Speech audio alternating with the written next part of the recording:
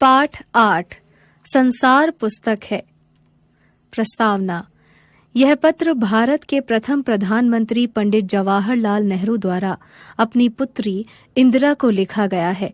इस पत्र में उन्होंने अपनी पुत्री को बताया है कि संसार एक पुस्तक है। हम संसार से जुड़ी हर एक उस जानकारी को जानने के लिए पुस्तक पढ़ते हैं, खासकर जिन विषयों में हमारी रुचि होती है।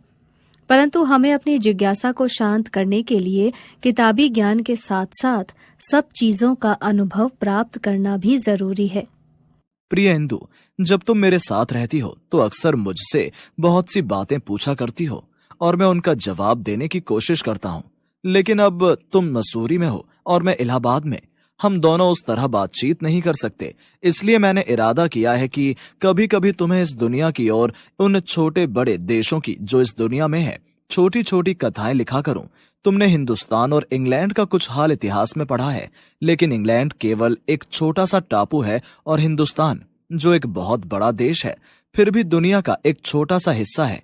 अगर तुम्हें इस दुनिया का कुछ हाल जानने का शौक है तो तुम्हें सब देशों का और उन सब जातियों का जो इसमें बसी हुई हैं ध्यान रखना पड़ेगा, केवल उस एक छोटे से देश का नहीं जिसमें तुम पैदा हुई हो। मुझे मालूम है कि इन छोटे छोटे खतों में बहुत थोड़ी सी बातें ही बता सकता हूँ, लेकिन मुझे आशा है कि इन थोड़ी सी बातों को भी तुम शौक से पढ़ोगी और समझोगी कि दुनिया एक है और दूसरे लोग जो इसमें आबाद हैं हमारे भाई बहन हैं। जब तुम बड़ी हो जाओगी तो तुम दुनिया और उसके आदमियों का हाल मोटी मोटी किताबों में पढ़ोगी। उसमें तुम्हें जितना आनंद मिलेगा उतना किसी कहानी या उपन्यास में भी ना मिला होगा। यह तो तुम जानती ही हो कि यह धरती लाखों करोड़ों वर्ष पुरानी है और बहुत दिनों तक इसमें कोई आदमी न था।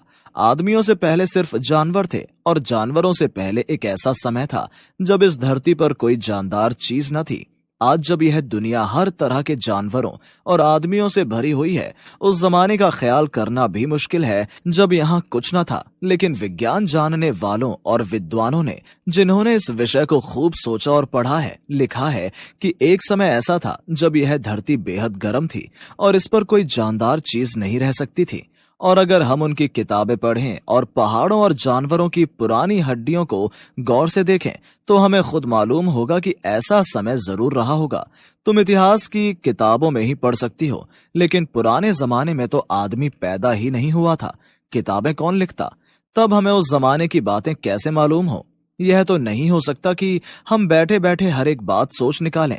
यह बड़े मजे की बात होगी, क्योंकि हम जो चीज चाहते हैं वो सोच लेते हैं और सुंदर परियों की कहानियां गढ़ लेते हैं। लेकिन जो कहानी किसी बात को देखे बिना ही गढ़ ली जाए वह ठीक कैसे हो सकती है?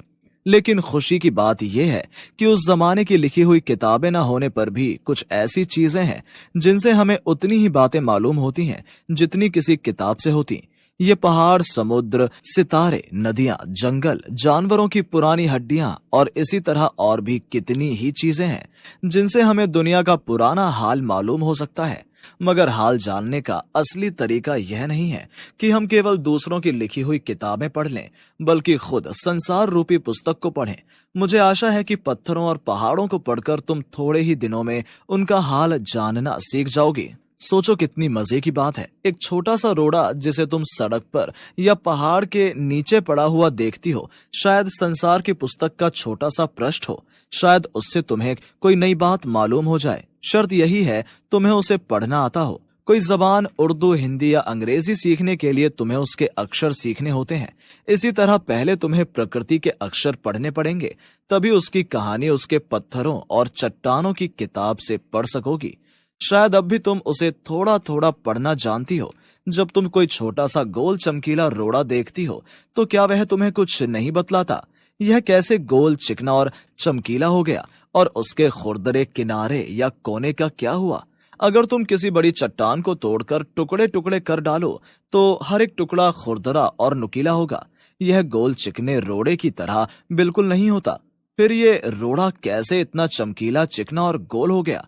अगर तुम्हारी आंखें देखें और कान सुने तो तुम उसी के मुंह से उसकी कहानी सुन सकती हो। वह तुमसे कहेगा कि एक समय जिसे शायद बहुत दिन गुजरे हों, वह भी एक चट्टान का टुकड़ा था। ठीक उसी टुकड़े की तरह उसमें किनारे और कोने थे जिसे तुम बड़ी चट्टान से तोड़ती हो। शायद वह किसी पहाड़ के दामन में पड़ा रहा तब पानी आया और उसे बहाकर छोटी घाटी तक ले गया। वहां से एक पहाड़ी नाले ने ढकेलकर उसे एक छोटे से दरिया में पहुंचा दिया। इस छोटे से दरिया से वह बड़े दरिया में पहुंचा। इस बीच वह दरिया के पैंदे में लुढ़कता रहा। उसके किनारे घिस गए और वह चिकना और चमक, इस तरह वह कंकड़ बना जो तुम्हारे सामने है।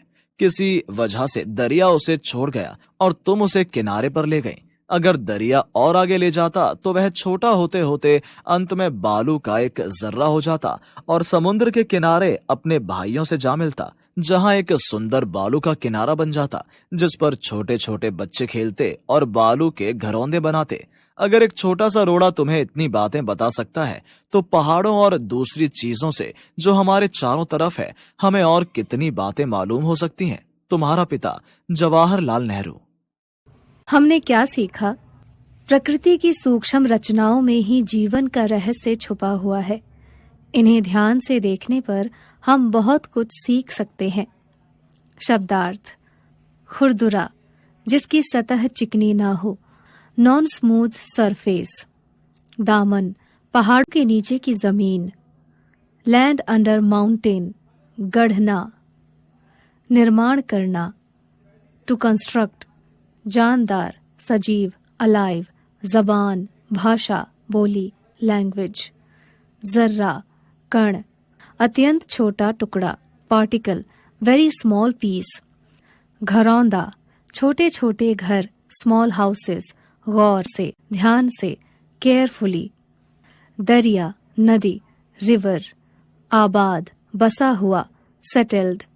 खत, पत्र, चिट्ठी, लेटर। रोड़ा, पत्थर का छोटा सा टुकड़ा, स्मॉल पीस ऑफ स्टोन।